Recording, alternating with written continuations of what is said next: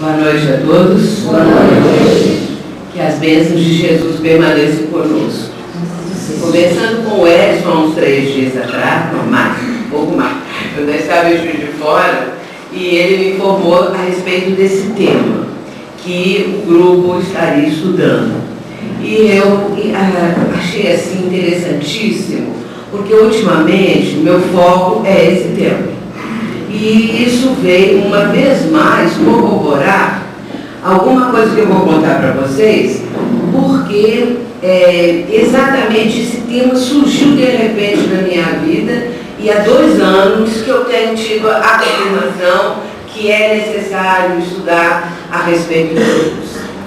Há mais ou menos 2 anos atrás, um dia, algum momento, de repente, eu falei assim para mim mesma: eu estou sentindo necessidade de Deus na minha vida.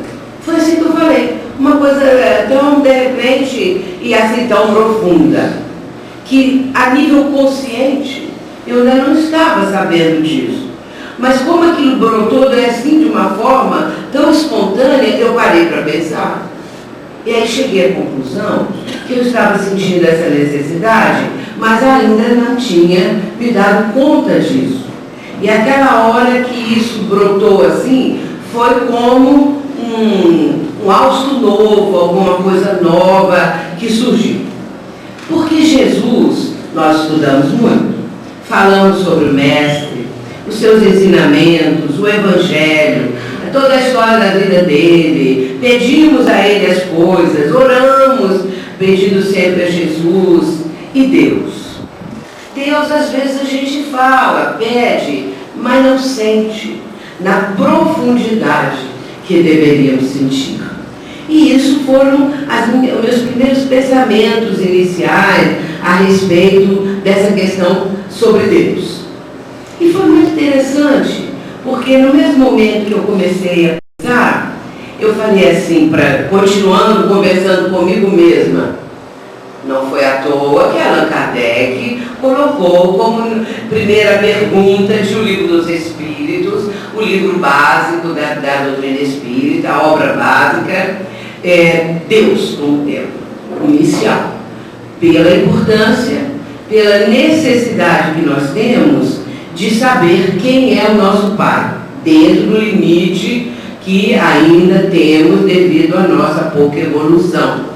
Portanto, nós temos um limite para esse entendimento, mas o Espiritismo abriu muito essa questão, proporcionando um horizonte novo, porque se fôssemos apenas considerar os outros ramos do cristianismo, nós estaríamos confirmando e verificando que eles ainda continuam presos a uma ideia de Deus tão diferente e tão oposta ao que o Pai do Céu realmente é, que agora, só com a visão da doutrina, é que nós estamos chegando a um ponto mais amplo, mais profundo, mais belo, como Deus amor e não Deus temor, que é o Deus dos outros ramos do cristianismo, é o Deus que precisa ser temido. Por isso as pessoas falam, eu sou temente a Deus. A pessoa teme Deus, porque Deus é cruel, Deus condena os seus filhos ao fogo do inferno, Deus não tem complacência, premia uns e castiga outros, e as pessoas acham que Deus castiga, e muitas vezes quando passam dores, dissabores, dificuldades, dizem alguns assim, Deus não está nem aí para nós. Portanto, essa é a visão, mesmo daqueles que dizem seguidores do Cristo. E de repente, ao abrir o Livro dos Espíritos, e nessa primeira questão, nós já vamos ter uma visão totalmente diferente. Mas voltando ao momento em que eu cheguei a essa conclusão, que resultado eu tive a partir daí?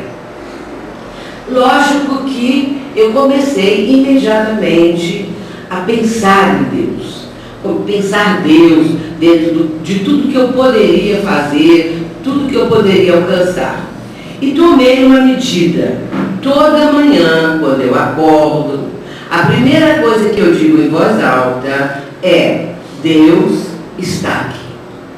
Mas não assim, Deus está aqui. Deus está aqui, sentindo isso. E sentindo que Deus está em mim. E outra coisa que me fez também ter certeza que eu estava no caminho certo, foi que de uns tempos também para cá, e isso mais de 2 anos, que eu começo quase todas as minhas palestras e meus seminários com o momento em que os fariseus chegam perto de Jesus e perguntam a ele, afinal, aonde fica o reino de Deus? Porque Jesus falou muito sobre o reino dos céus, reino de Deus. E é claro que quando se fala em reino, o que a pessoa pensa? Reino, reinado, rei, riqueza. E por isso os fariseus queriam saber, afinal de contas, deve ser assim um reino muito especial. Aonde fica o reino? A resposta de Jesus foi a mais enigmática possível para aquelas criaturas daquela época, porque Jesus diz assim: o reino de Deus não vem de modo visível. O reino de Deus não está aqui nem ali, porque o reino de Deus está dentro de vós. Pronto, aí complicou. Porque realmente jamais eles poderiam imaginar que o reino, esse tal desse reino, estaria dentro de cada um. E a coisa passou, e o tempo passou, e esse entendimento onde está o reino de Deus, não é? Isso foi assim, deixado um pouco de lado, não se deu a importância que tem realmente essa resposta do médico. Mas aí, dentro das minhas cogitações, a partir do momento que eu resolvi que eu preciso de Deus na minha vida, eu me lembrei, lógico, da questão 621 de O Livro dos Espíritos. Porque essa questão, na minha opinião, sempre foi, para mim, uma das mais importantes de toda a codificação. A questão 621. Mas naquela hora, com essa questão, o foco era Deus ali naquele momento, eu lembrei da questão 621. Não precisava nem abrir o Livro dos Espíritos, porque eu sabia perfeitamente a pergunta e a resposta. E Kardec vai perguntar aonde fica a lei divina? Aonde está escrita, melhor dizendo, onde está escrita a lei de Deus, a lei divina? E os Espíritos têm uma resposta bem sucinta: na consciência. Muito bem, então, se nós ligarmos a primeira pergunta, a pergunta dos fariseus, e a resposta de Jesus, que o reino de Deus está dentro de cada um de nós, se nós observarmos a questão 621, aonde está escrita a lei divina ou a lei de Deus? Na consciência. Então, aonde pode estar o reino? Na nossa consciência. O reino está na nossa consciência.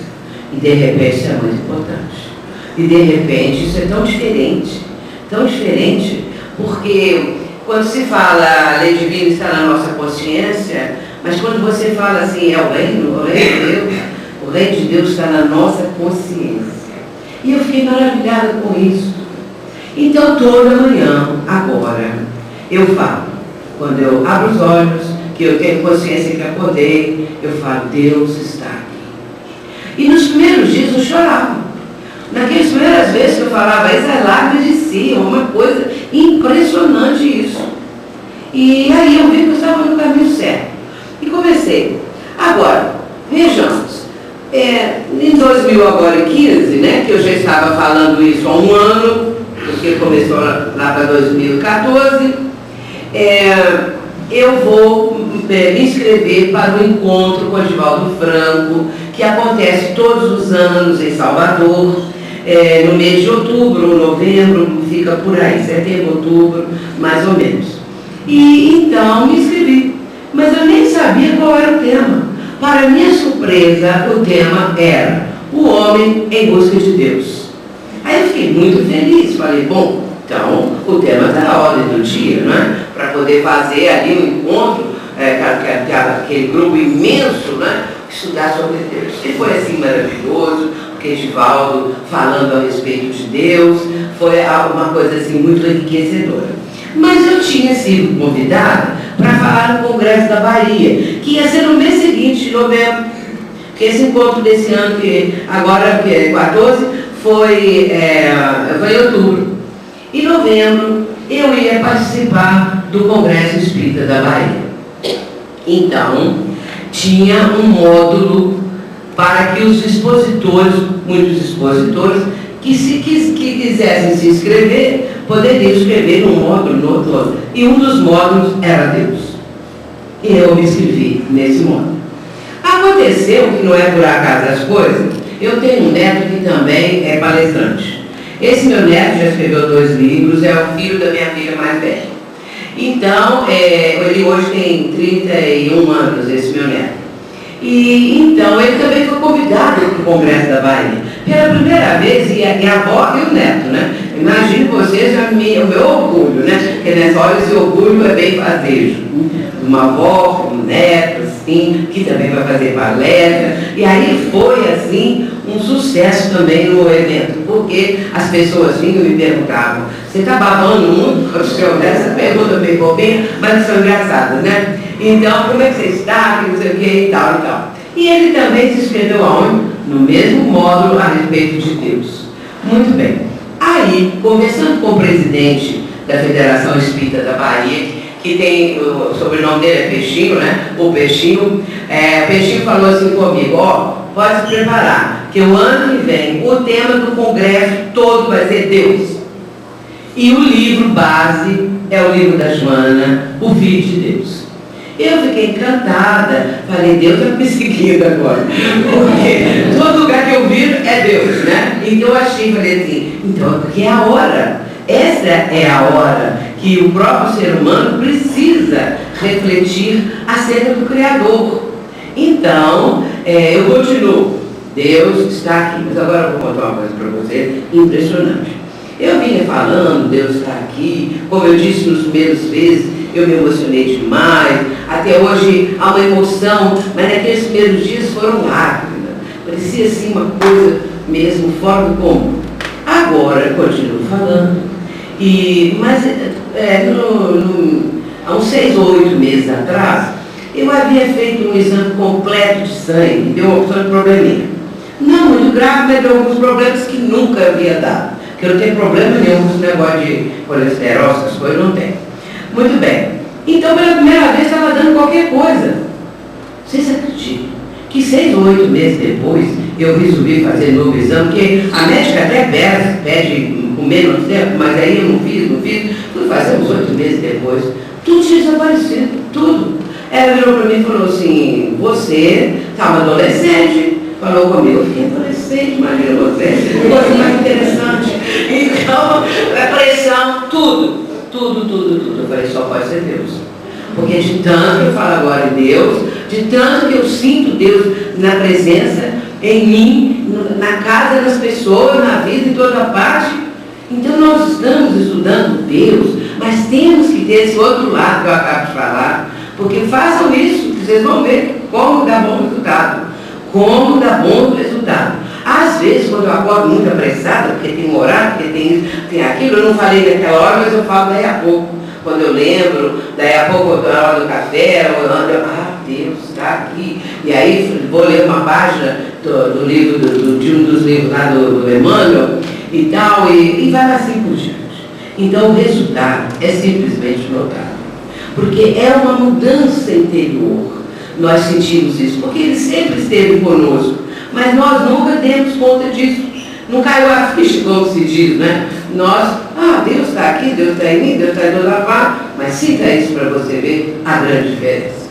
Então vamos começar depois desse trote, coisa que todo mundo aqui sabe, mas é bom relembrar para chegarmos a uma conclusão. O momento em que Jesus vai receber a pergunta seguinte: mestre, qual é o grande mandamento da lei? E Jesus vai dizer: amarás o Senhor teu Deus de todo o teu coração e de toda a tua alma e de todo o teu pensamento. Este é o primeiro e grande mandamento. O segundo, semelhante a este, amará a teu próximo como a ti mesmo. Destes 2 mandamentos dependem toda a lei e os profetas. Muito bem, Mateus 22, 36, 40.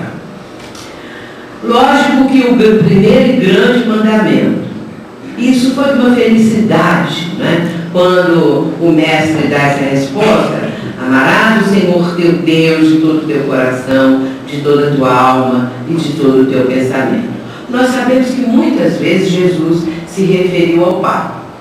Ele fala várias vezes: o Pai trabalha, eu trabalho também. Quando foi feita aqui a prece do Pai Nosso e os discípulos pediram a Jesus: Senhor, ensina-nos a orar.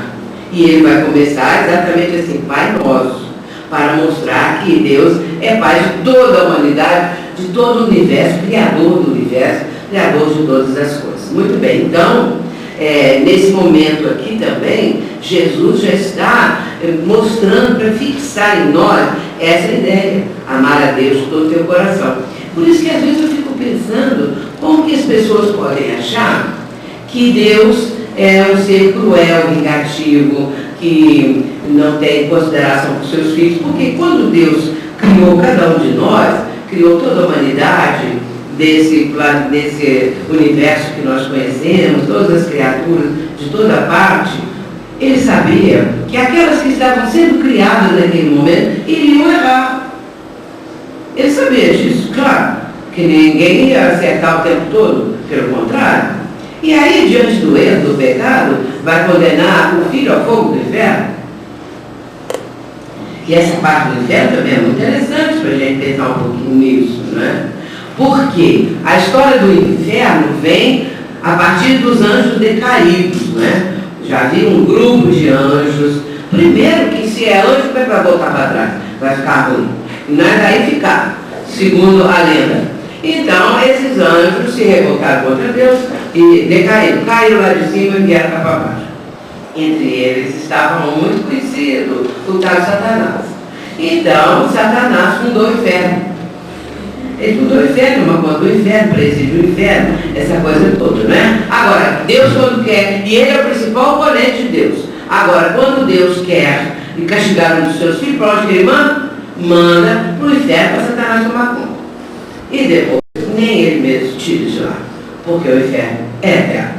Eterno igual a Deus, porque nós, por exemplo, não somos eternos, nós somos imortais, o que é bem diferente. Eterno é que não tem começo e não terá fim. Não tem começo, não tem início. Então, a nossa mente não sabe explicar isso não. Nós não sabemos entender isso ainda, não é? Agora, nós somos imortais. Um dia fomos criados, certo momento, Deus nos criou, cada um de nós, e nos dotou de recursos, de atributos, que é isso que nós vamos falar um pouquinho aqui nesse instante. Primeiro, em O Livro dos Espíritos, a questão 1, não é? Que é Deus. Quando Kardec pergunta, porque Kardec, meus irmãos, quando ele fazia a pergunta, ele sabia a resposta. Ele sabia a resposta, porque quem não sabe nada, não sabe nem perguntar.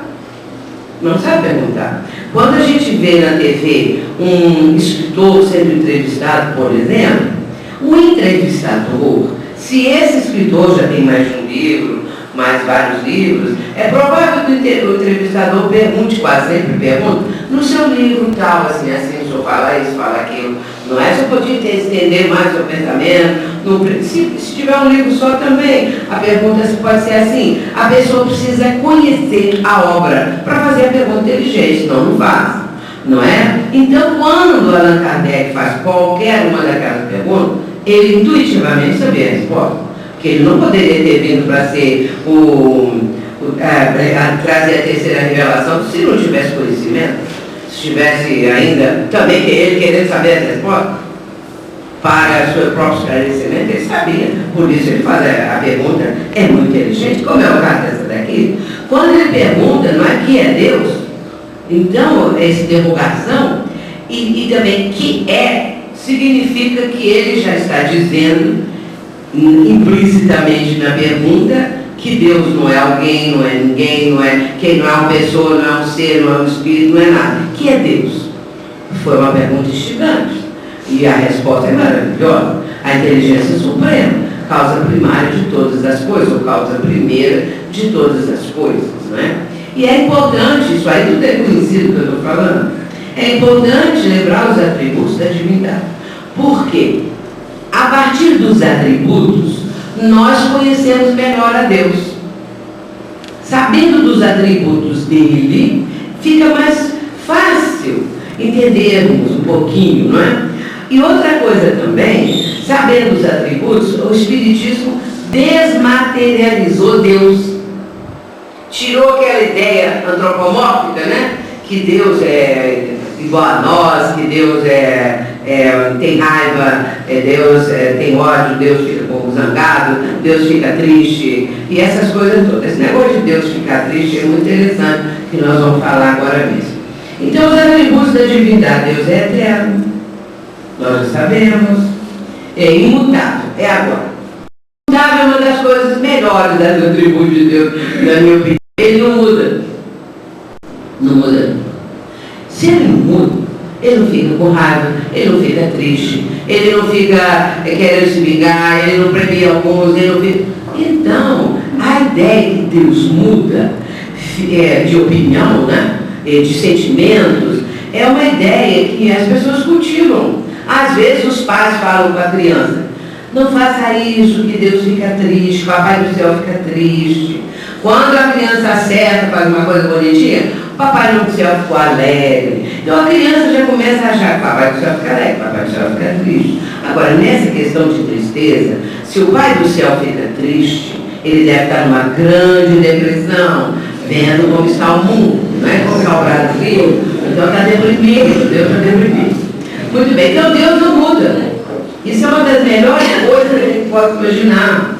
Não é? Então, ele não está parado, de repente, toma uma medida. Então, e também o universo, a criação, tudo, não é de repente Deus estava lá, vou criar o universo. Não, cria incessantemente. A nossa mente nem consegue conceber isso, né? Tal é a grandiosidade.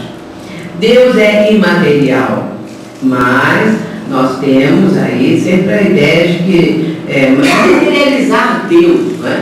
De Deus ser um ser tão material também, não é, quanto nós. É único, claro. E nesse caso, nós vemos muito nossos irmãos de outros ramos do cristianismo darem muita importância a Satanás, né? Satanás está na casa da pessoa, Satanás está aqui, Satanás está ali, está ali, está ali e tal. Então, quanto mais fortalece Satanás, mais enfraquece Deus, né? Então, essa questão de Satanás, esquece de Satanás. É onipotente, tem todo o poder, não é? É soberanamente justo e bom. E aí Kardec ainda vai comentar um pouquinho a respeito de cada um. Deus é eterno, não teve princípio, remontamos ao infinito e eternidade. É muito bonito isso, né? O infinito, a eternidade, mas nós não temos o alcance pleno do que seja isso, né? Imutável não muda. Se estivesse sujeito a mudança, as leis do universo não teriam estabilidade. Então não pode haver mudança. O Pai do Céu não muda em nada, não é? Ele criou as leis. E então aquele que está indo de encontro à lei divina, aos seus preceitos, já vem a sanção correspondente. Não precisa Deus de ir lá olhar, falar assim: errou, então agora o castigo é tal. Ou então agora vai passar por isso ou por aquilo. Existem as leis. E isso é automático. Por quê? Porque o ser humano comete erros, a sua consciência, aonde está escrita a lei divina, vai mais adiante apontar o erro. No primeiro momento, a pessoa pode nem sequer imaginar que errou, que cometeu um crime bárbaro, que fez isso, que fez aquilo, mas, de repente, quando acorda a consciência, aí a pessoa cai em si e já vai ter uma ideia mais precisa. Agora, essa criatura criminosa, vamos dizer, torturador, esses que andam por aí, esses crimes hediondos, que a todo momento a gente ouve falar, entre parênteses. Agora hoje, né, o tal menininho de 1 ano e pouco, que uma bala, eles foram lá e atiraram para dentro do carro, e a bala atingiu um garotinho de 1 ano e 2 meses ou 3 meses, uma coisa assim, né? Então a gente vê que matar para essas criaturas, tirar a vida do próximo, tornou-se assim um hábito, não é? Infelizmente, nós estamos vivendo esse tempo. E aí, já que eu fiz um parêntese, vou aumentar o parêntese. Porque nós estamos vivendo um momento da grande transição planetária. Divaldo tem falado assim, ainda vai piorar mais. Mas agora ele parou de falar um tempinho, quem sabe já chegou no fim, né? E até mais ou menos 3 meses atrás já vai piorar mais. Eu acho que agora não tem mais nada para piorar, não é possível, né? E então, porque a grande transição é essa, está revirando tudo de cabeça para baixo. Porque a Terra, como diz Emmanuel, é uma casa em reforma. E quando a casa está em reforma, nós colocamos os móveis todos no ar, de cabeça para lá, para cá, mexemos em tudo, as cadeiras e tal. E isso é o que está acontecendo com o nosso planeta, né? Com a nossa humanidade. E então, essa grande transição que nós estamos vivenciando é dolorosa. E também vai haver uma separação, né? Aquilo que está na Bíblia, no Evangelho dos bodes e das ovelhas, não é? Porque estes indivíduos com esses crimes hediondos, com essa vibração tão inferior, vão para o mundo primitivo, não mais retornam ao nosso planeta. Pode pensar que isso é castigo de Deus? Claro que não. Porque essas pessoas têm um padrão vibratório inferior e vão para o mundo inferior que tem um padrão vibratório compatível ao que eles apresentam. Jesus disse no Sermão do Monte: bem-aventurados os mansos, porque eles herdarão a terra. Eles herdarão a terra, os mansos, os pacíficos, os bons, os propensos ao bem, vão ficar no planeta. Agora, aqueles outros que destoarem vibratoriamente do padrão desses que estão numa posição melhor, não pode ficar, não tem condição de ficar, vão para o mundo que é da mesma vibração que eles, por atração, sintonia, afinidade, é isso. E ficarão aqui aqueles que já estão num outro nível de entendimento, de vivência, de situação interior das pessoas, e aí vai passar para o mundo de regeneração. Lembrando que até agora, o nosso planeta, na categoria dos mundos, está no patamar de provas e expiações. Abaixo de nós, só os mundos primitivos. Mundos primitivos. Abaixo de nós. Nós chegamos à conclusão que a Terra está em penúltimo lugar. De repente, esqueci isso, né? Nós estamos em penúltimo lugar. Estamos achando que estamos muito bem? Não, nós estamos em penúltimo lugar. Vamos passar para o outro patamar, que é o da regeneração. Tudo é padrão vibratório. O mundo de regeneração terá um padrão vibratório mais elevado. E os mundos primitivos, inferiores, para esses espíritos inferiores. Muito bem. Agora, eles vão ficar lá perpetuamente? Eternamente? Não. O dia que começarem a mudar, que vê o remorso, o arrependimento, a vontade de corrigir, de consertar, à medida que isso for acontecendo e que eles forem realmente sinceros na mudança, poderão voltar. Porque eles vão melhorar de padrão vibratório. Essa é a oportunidade que o Pai oferece a todos os seus filhos, de maneira equânime, né? Portanto, meus irmãos, fechando o parênteses, nós vemos aí a magnificência do Criador, a sua misericórdia, né? Ele é imaterial, Deus, sua natureza difere de tudo que chamamos matéria. É único. Não poderia haver outro. Onipotente, ele é onipotente porque é único, detém todo o poder, não é? Justo e bom, a sabedoria providencial das leis divinas. Sobre este eixo repousa o equilíbrio universal. A questão 13.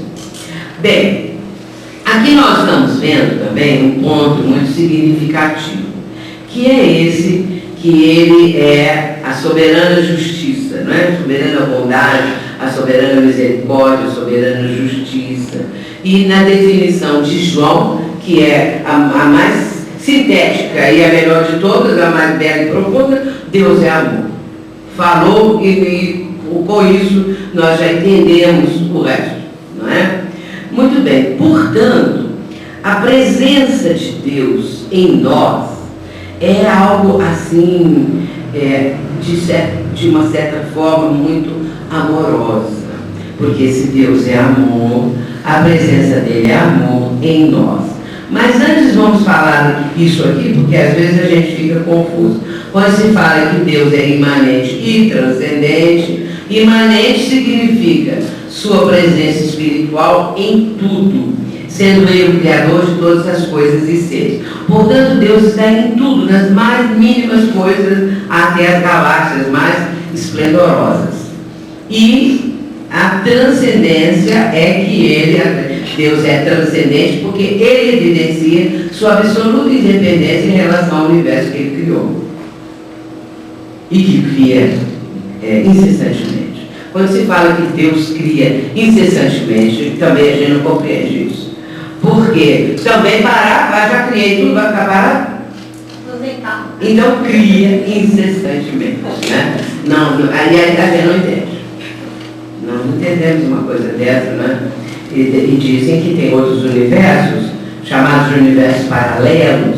Então a ciência vai tentando descobrir a astronomia, os astrônomos, né? Então isso fica assim ainda no ar. Imanência e transcendência integram a natureza divina. Deu para entender, né? Então, imanente está em todas as coisas, em tudo que criou. E transcendente porque ele é absolutamente independente de tudo que ele criou. É como um pintor que pinta um quadro, mas ele não é o quadro. Então, é mais ou menos isso. Agora, como a providência divina se manifesta na nossa vida? Claro que começando que Deus como Pai, né? Pai nosso, que aprendemos na prece já mencionada, como Criador do universo. E aí nós começamos a ter uma dimensão na nossa própria condição perante o universo. Nós somos cidadãos do universo. Portanto, como diz Joana de Ângeles, né, nós somos herdeiros de Deus. Então, como herdeiros de Deus, nós temos um pedacinho do universo. Eu já escolhi uma galáxia, né, para mim. Cada um escolhe uma estrela, uma coisa qualquer. Então, bom, já que a gente tem uma herança, né, eu fico brincando com isso, então eu quero uma galáxia. Muito bem. Dotou a Terra, nosso planeta, dos recursos necessários para a vida humana. Com respeito ao nosso planeta propriamente, nós sabemos que, olhando ainda o planeta nos tempos primitivos, não é? A dificuldade, as forças da natureza, tudo aquilo que aquele ser primitivo que fomos nós já passamos por isso, né? Que fez com que aquela criatura primitiva tentasse melhorar. E durante esses milênios, bilhões de anos, o ser humano foi melhorando também o planeta. Hoje o nosso planeta tem regiões muito mais adaptadas para a vida humana do que antes, porque o ser humano drenou pântanos, venceu o deserto em muitos locais, não é?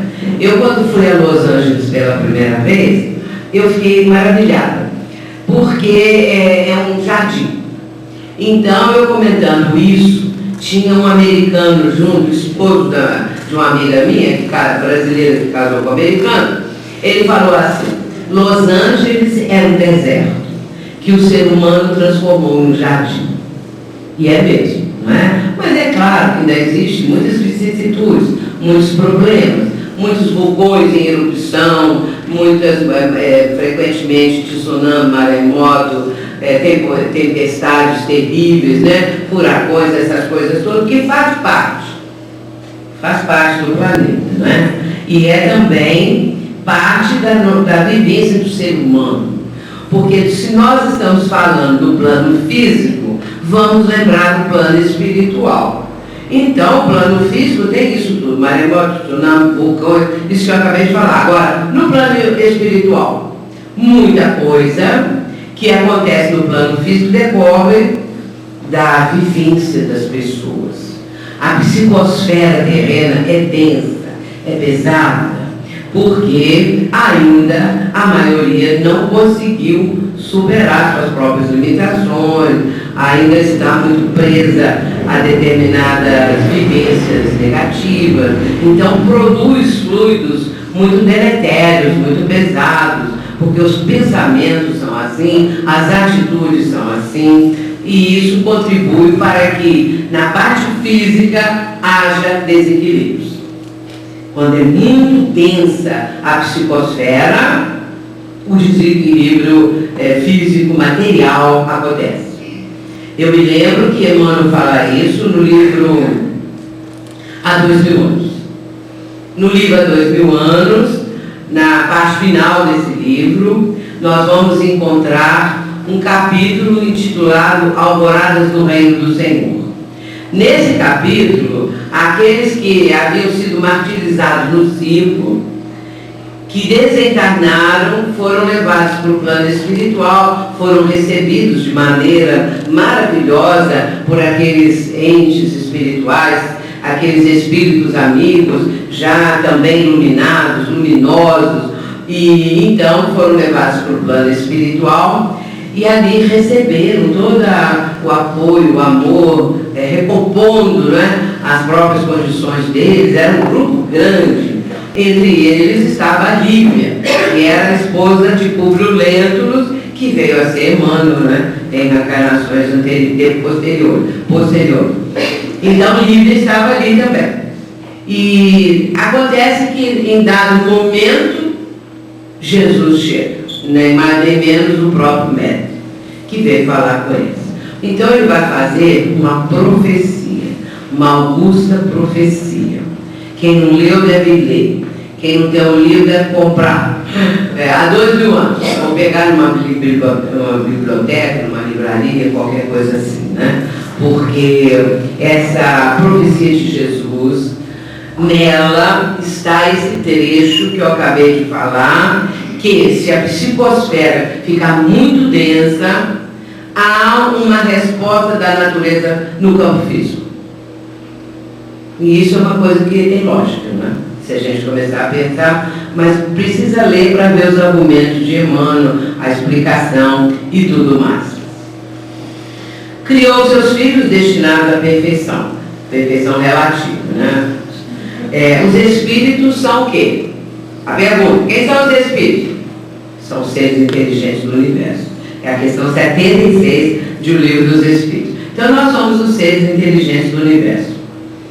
A justiça de Deus é perfeita, criou todos iguais, a justiça é equânime. Deus deu a cada um o livre-arbítrio, né? Temos o livre-arbítrio. Dotou a cada espírito com atributos essenciais e especiais como consciência, pensamento, memória, vontade e muita coisa mais. Aqui tem só alguns. E necessidade de amar, de ser amado. Então, nós todos temos esses atributos. Nós temos o que eu escrevi no meu livro, poderes. Os atributos eu chamo de poderes no meu livro, os poderes da mente, não é? Então nós temos isso aqui, porque isso aqui são poderes realmente, não é? São potencialidades. Potencialidades, não é? A consciência é o maior enigma hoje para os físicos. Existe um conjunto, um grupo, melhor dizer, não um conjunto, um grupo de físicos que são denominados de físicos da consciência, que buscam pesquisar a consciência do ser humano.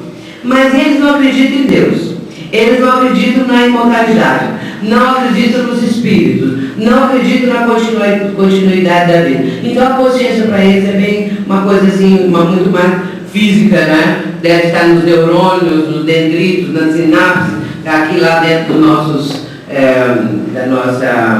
cérebro. Muito bem, então eles não conseguem ainda dar uma explicação. Mesmo quando a gente conhece o que é a consciência, sabemos assim também, vamos dizer, superficialmente, não tão profundamente, mas a gente já sabe mais coisa, porque nós sabemos da continuidade da vida, da imortalidade da alma, isso muda tudo de figura, irmão. Mesmo assim, nós ainda não temos uma noção mais precisa do que é a consciência. e muito menos eles que não aceitam esse outro lado, né? Uma coisa que eu acho fantástica é a memória. A memória é uma das coisas mais fantásticas que nós temos. E se nós não tivéssemos a memória, toda manhã que a gente acordava, não sabia nem o nosso nome, nem o nome de ninguém, essa coisa toda. Agora, a memória é esse registro. Mas a memória para nós espíritas é muito, muito mais vasta, profunda, extensa, do que para eles que não acreditam na reencarnação. Nós trazemos na nossa memória todo o nosso acervo das múltiplas existências que já vivenciamos. É claro que elas estão bloqueadas, né? Essas lembranças no momento da atual reencarnação. Embora que existem aquelas pessoas que lembram do passado, que tem flash do passado, né? E isso é bastante interessante. Ele enviou espíritos missionários ao plano terreno para instruir e abrir caminhos ao pensamento humano. Agora, meus irmãos, vamos falar dessa explicação de Emmanuel, que é das mais notáveis. Emmanuel diz assim, na mensagem que está no Fonte Viva, capítulo 30, que tem o título de Educa. Então ele fala, o Espírito traz em si o gene da divindade. Olha bem, o gene da divindade. E ele acrescenta logo em seguida, Deus está em nós, tanto quanto nós estamos em Deus. Deus está em nós, tanto quanto nós estamos em Deus. Aí me lembra o poeta Kabir, que é um poeta indiano. Esse poeta lá pelo século XV, 14, 15, ele falou uma coisa fantástica. Ele diz assim, sabemos que uma gota está contida no oceano, mas o que nós não sabemos, que a maioria não sabe, é que o oceano está contido na gota. Veja bem, a gota está contida no oceano, mas o oceano está contido na gota. Deus está em nós, tanto quanto nós estamos em Deus. É a mesma coisa, é a mesma forma de dizer. Então, a física quântica hoje, por exemplo, ela mostra isso. Se tem uma paisagem, vamos dizer, obstruindo um cartaz, uma paisagem, um cartaz obstruindo a paisagem, ou então um cartaz com a paisagem pintada ali, se você levantar uma pontinha desse cartaz, dessa paisagem, você vê a paisagem toda, embora não esteja vendo. Porque ela está contida na gota, naquele pedacinho, como aquele pedacinho está contido no todo. É uma coisa meio doida, né, gente? Mas é muito bonito. É uma coisa fantástica, gente, saber essas coisas, né? Então, Deus está em nós, tanto quanto nós estamos em Deus. Por isso, toda manhã, Deus está aqui. Isso é algo sensacional. Podem escrever e podem fazer. Essa mensagem de Emmanuel é uma das mais importantes dele, que eu acho, sabe? A parte final dessa mensagem é assim, educa e transformarás a irracionalidade em inteligência, a inteligência em humanidade e a humanidade em angelitude. Educa e transformarás, aí eu vou repetir, educa e transformarás a irracionalidade em inteligência, a inteligência em humanidade, a humanidade em angelitude. Educa, é educar. É fantástica a mensagem de Emmanuel. E agora, eu vou passar aqui, depois deixa para depois. Sabe por que eu vou abrir para a pergunta primeiro? Eu vou desligar aqui um pouquinho, essa parte aí, depois a gente volta. Eu quero saber se alguém quer fazer pergunta. Se alguém quiser fazer pergunta, pode fazer pergunta. Alguma coisa que não ficou bem explicado. Pode ser desse assunto ou um pouquinho próximo a esse assunto, né? Agora não um assunto completamente diferente, porque aí não vai dar tempo, né? Para a gente debater qualquer coisa, né? Ninguém quer fazer pergunta, não? E aí, pessoal? Pode fazer. Ó, tem detalhe. O detalhe é o seguinte. Eu tenho uma grande deficiência auditiva agora, entendeu? Foi o que eu falei, mas ainda assim não ouço bem. Então eu preferia que você viesse falar esse microfone para eu entender a pergunta. Você me faz favor? É. Você alcança.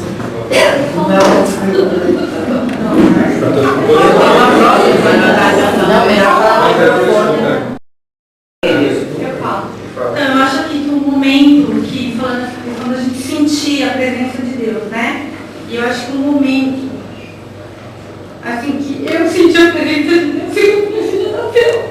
Pois é, a gente fica emocionado. Não, Aquele momento assim, eu senti em mim, assim, não sei explicar, a presença de Deus. é inexplicável, né? É uma coisa assim que, se eu falo. Foi assim que eu fiquei no primeiro dia. Quando eu tive minha filha, aquele momento assim, foi muito. Não dá pra explicar em palavras. E acho que quem falar com essa profundidade vai sentir também. Não é? Porque aí a gente sente de alguma forma a presença de Deus em nós, não é? É uma constatação. Nós constatamos que Deus está em nós. E aí nós ficamos mais amorosos, mais suaves, mais assim, compreensivos. Há uma mudança. E é uma coisa tão benéfica que eu fico pensando se as pessoas começassem a entender isso, né? Outra coisa que o mestre ensina, né? Jesus e tal, tudo isso é importantíssimo na nossa vida. Mais alguma pergunta? Sueli, Pergunte. como você nos diz? Não estou ouvindo. Agora eu tenho esse probleminha. A minha voz, meu cabelo, quanta diferença. Sueli, como você nos diz que o poeta Gabi disse Chega mais perto. que o Poeta oceano Gabi. falou que o oceano é uma gota, mas tem a gota no oceano. Hoje, nesse ensino que você está nos passando, Deus está nessa gota, mas que você está levando essa gota a se transformar no oceano no nosso entendimento. Nós estamos aprendendo e compreendendo a sentir Deus em nós. E esse é um trabalho maravilhoso que você deve mesmo divulgar, porque, como você disse no começo, nós sempre exaltamos Jesus, mas Jesus ensinou-nos a exaltar Deus. Exatamente, muito bem. Viu? Ela corroborou bem isso, né? Essa necessidade de Deus na nossa vida, né? E que Jesus a gente fala muito, né? E precisamos também agora dessa compreensão. A doutrina espírita, meus irmãos, ela abre para nós um painel de luz, um horizonte novo. Ela nos convida a pensar. Quem se torna realmente espírita tem uma extensão do pensamento muito maior. Há uma expansão mental. A nossa mentalidade é uma mudança de mentalidade para melhor, para uma abertura muito mais ampla. Nós não ficamos bitolados numa visão estreita, não é? Uma visão pequena, nós já vamos expandindo. E isso é uma coisa formidável, né? Uma coisa maravilhosa.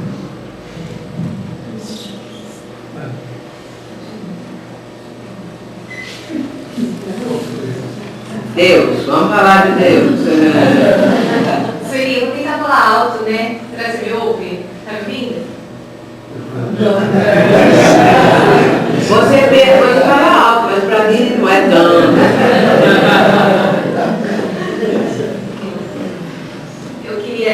Eu queria te perguntar assim, Sueli. Como você disse, a gente está no processo evolutivo. Nós estamos num processo de evolução, né? E esse nível de consciência para compreender Deus, né? Acredito que nos falta ainda, né? Esse processo. Eu queria saber assim, a sua opinião. Em que momento que você julga que a humanidade vai dar conta de ter essa compreensão? O que falta? Esse amor que se Deus é amor, então falta amor para a gente entender Deus, para a gente compreender, ou mais ainda, para a gente sentir Deus verdadeiramente, né? Eu acho que a gente só consegue compreender quando a gente sente, né? Eu queria a sua opinião, que você falasse um pouquinho assim, o que nos falta, né?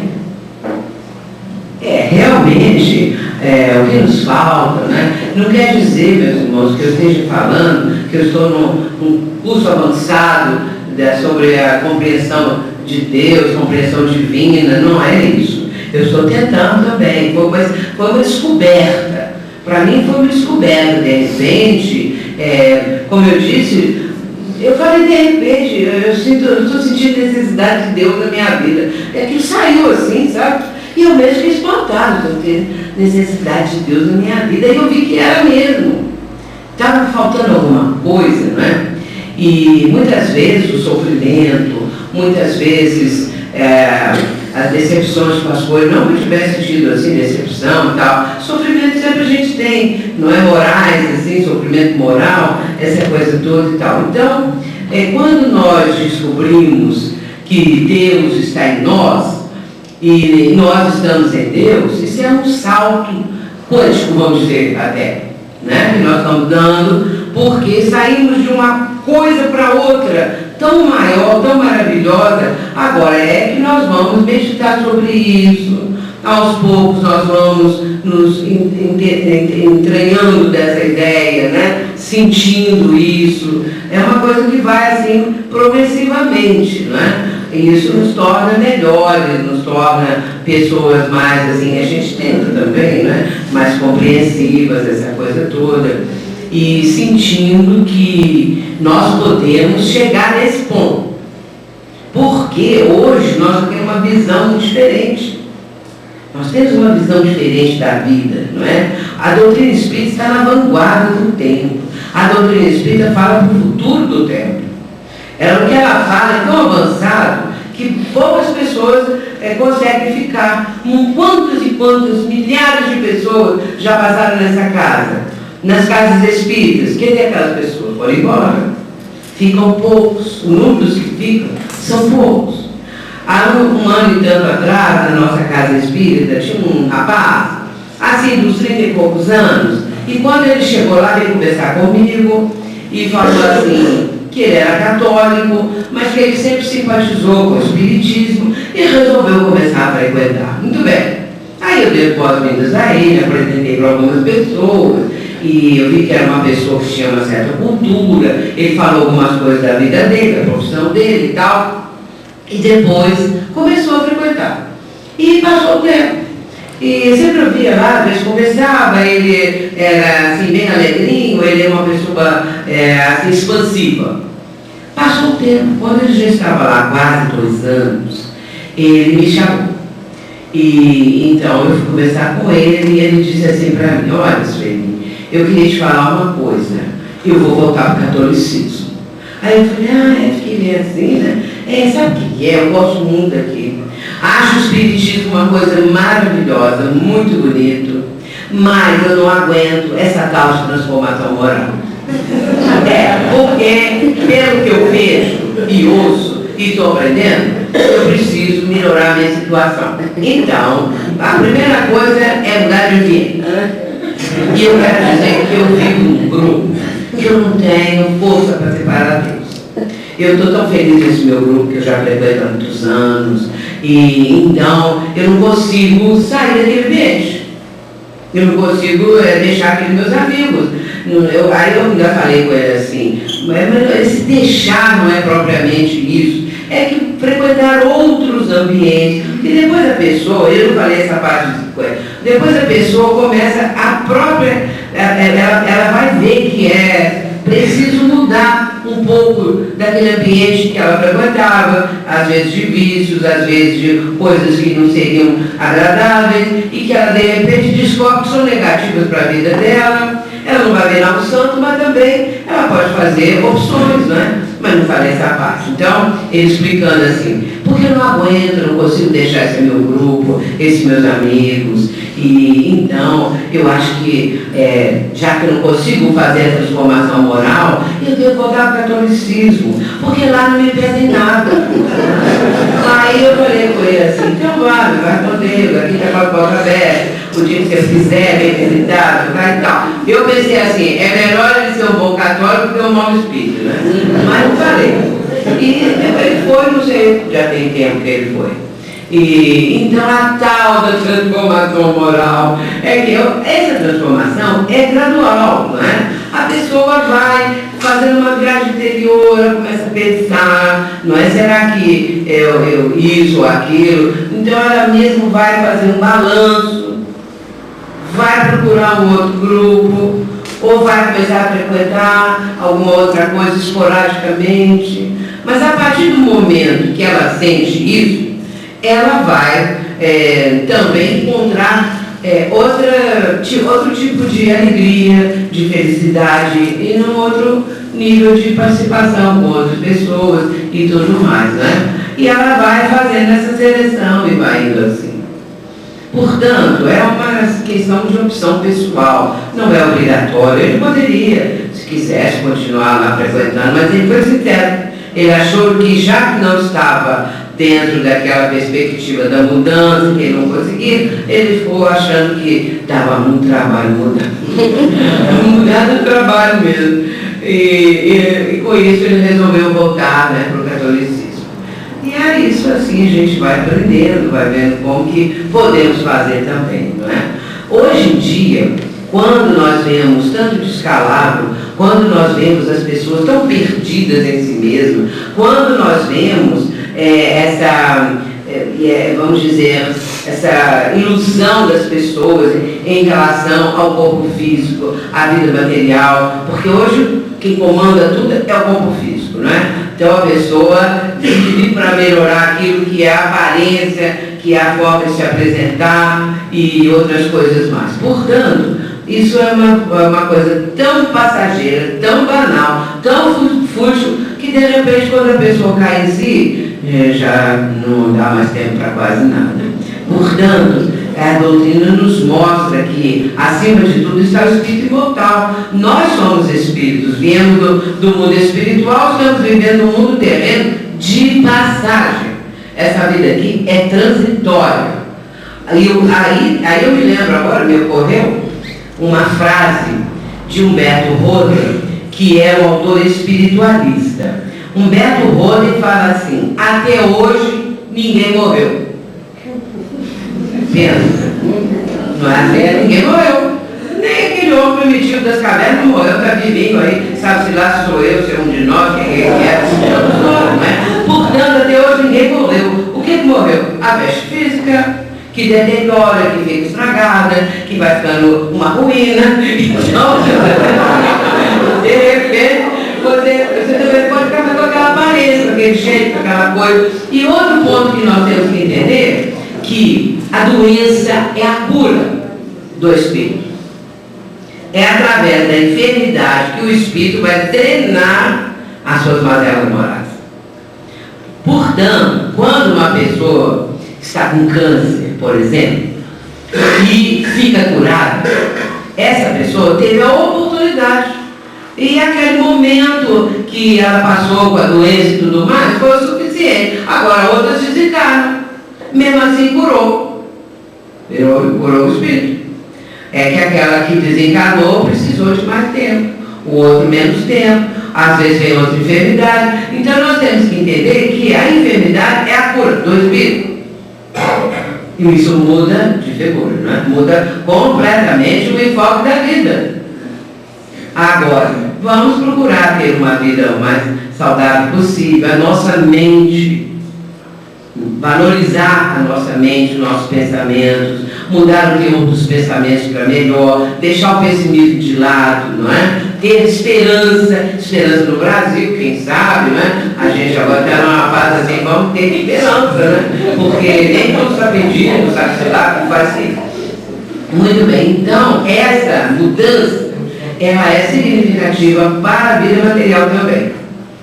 E vamos, meus irmãos, entendendo o quanto nós estamos recebendo do Pai do Céu, nessa nossa atual existência. O quanto nós estamos recebendo da misericórdia divina e do conhecimento da doutrina espírita. Porque ela, como eu disse, ela larga o nosso raciocínio, ela muda totalmente a nossa forma de pensar. E aí nós vamos ver o seguinte, que existe duas coisas importantes. Primeiro, pensar no espiritismo. Não é pensar no Espírito, é pensar o Espiritismo. E pensar como espírita. Se a pessoa se reconhece como espírita, ela vai pensar no Espírito. O que nós vamos fazer aqui hoje é pensar no Espiritismo. Por quê? O espírito é sempre convidado a estudar, a ler, a estudar. Mais adiante, ele vai pensar os princípios da doutrina. Ele vai pensar no que nós estamos pensando no Espiritismo nesse momento. Agora, lá fora, vamos pensar como espíritas. Nem sempre conseguimos. Muitas vezes nós pensamos como todo o resto pensa, igual. E vamos sendo levados ao roldão. Porque muitas vezes nós estamos diante de uma encruzilhada da vida. E nós temos 3 caminhos diante de nós. Que caminho eu vou tomar? Bom, eu sou espírita. Se a pessoa pensa isso, ela já sabe. E se ela não está ainda, vamos dizer, convencida disso, ela pode, como dizem alguns, o que faria Jesus se estivesse no meu lugar? Bom, o que faria Jesus até a gente sabe, porque está lá nos Evangelhos. Mas eu quero saber o que eu vou fazer. É diferente. É bem diferente, não é? Portanto, se eu tenho conhecimentos, eu vou pensar como espírita. Porque senão não adianta nada. Não adianta nada ler, aprender, frequentar, você trabalhar, passar por tratamento espiritual, receber esses benefícios da espiritualidade, que sempre nos estão ajudando, amparando, como é que é o caso dessa casa. Mas aí o interior precisa corresponder. E quando a pessoa é curada, espiritualmente falando, é uma oportunidade maravilhosa para ela recomeçar, renascer. Ela vai ter, a partir daí, oportunidades para outros campos, outros caminhos. Hoje ontem eu falei sobre trabalhar na vinha do Senhor. Todos somos convocados a trabalhar no campo do Senhor, na vinha do Senhor. E isso é da maior importância. Entendermos, sermos voluntários para o trabalho do bem, para o trabalho de amor ao próximo. Isso é trabalhar na vinha, é trabalhar para o Senhor, trabalhar para Jesus, que é o que Ele está esperando, não é? É o que Ele está esperando de todos nós. Essa disposição de ajudar. Essa disposição de trazer para o nosso próximo alguma coisa que vai minorar o seu sofrimento, que vai ampliar também o próprio pensamento da pessoa. E aí já vem uma porção de coisa que a gente aprende. Me ocorreu aqui uma coisa agora, que é a questão da pessoa invisível, que hoje é muito comum, se fala muito sobre isso, né? Nós conversarmos, olharmos a pessoa que aparentemente, até aquele momento era invisível. Hoje, nós já entendemos isso. Já cumprimentamos, já falamos, já tornamos a pessoa visível. Agora, quando a gente fica com uma certa idade, a gente também fica um pouco invisível. Até para os netos. Eu ando meio invisível. Porque sendo os netos assim, almoçando lá, e eu não existo não, só ele. Aí eu acho bonitinho, né, eles conversando e tudo, mas nem fala assim, né, vó? Nem. E aí como eu estou um pouco surda, é aí que eu não entendo mesmo o que eu estou falando. E o tempo todo com o celular do lado, todos eles, né? Então, outro dia, quando o WhatsApp foi bloqueado, aí ficaram loucos, né? Aí descobriram o livro, né? O WhatsApp, deixou ali, o outro ficou mais no computador, menos no WhatsApp, aquela coisa assim. Então a gente vê que é o modismo, né? São as coisas do mundo atual. Porém, se ao lado disso tiver a compensação de outras coisas, aí fica bom. Vocês concordam? Muito bem. Então, gente de idade, costuma ficar invisíveis. Mais alguém que falar?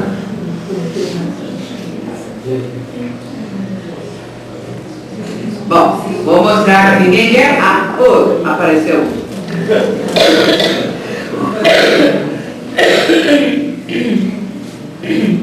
Só que hoje a gente tem lido um pouco essa ideia de Deus. Né? Acho muito importante. Bebido, né? Aprendido e procurado de alguma forma. Todos nós, né? Quando nós falamos sobre Deus, essa ideia do amor divino acaba vindo de uma forma mais intensa, de uma forma maior, mais abundante nas nossas vidas. E quando falamos de Deus, nós estamos falando de um Deus amoroso, que é esse Deus que a doutrina espírita nos revela, que Jesus nos revelou.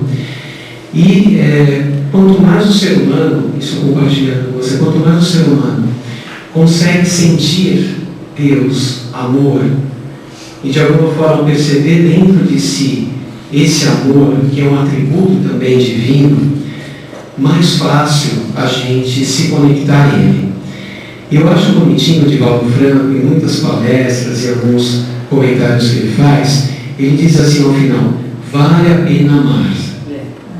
E eu gostaria de saber de você, Sueli, o que é amar na sua visão e por que vale a pena amar? Que mensagem você poderia deixar para nós nessa busca que todos nós estamos travando aqui nessa existência terrena, nesse sentido de comunhão com Deus? É claro que a vivência do amor, ela tem N expressões, N expansões e atitudes e gestos.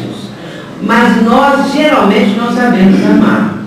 Nós amamos o amor, achamos o amor uma coisa maravilhosa, mas na hora da prática do amar, que é o amar, nós às vezes não sabemos, porque para a maioria, quando a gente vê, amar é posse, e amar, aí no caso, é paixão e não amor.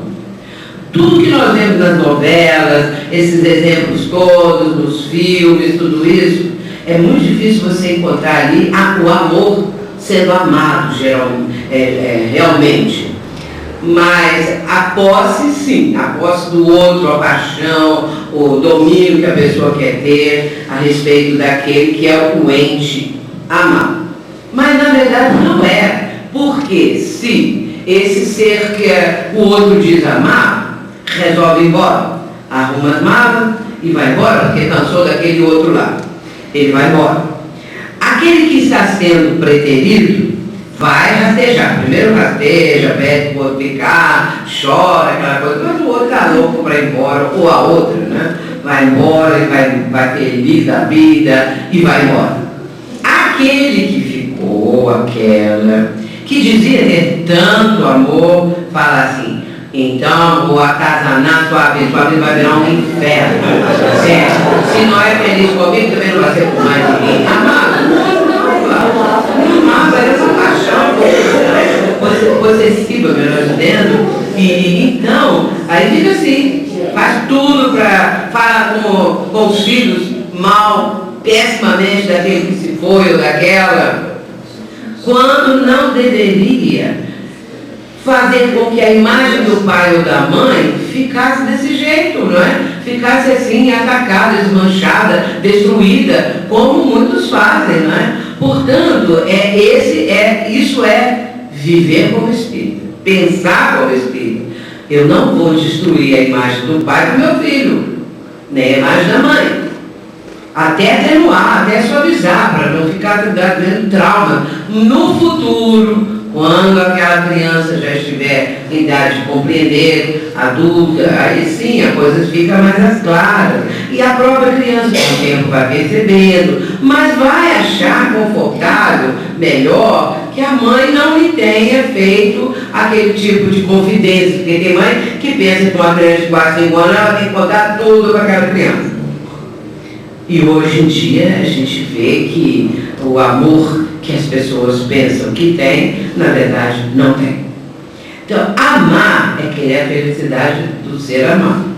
Eu sempre cito uma frase de uma das canções do Djavan, que tem músicas muito bonitas.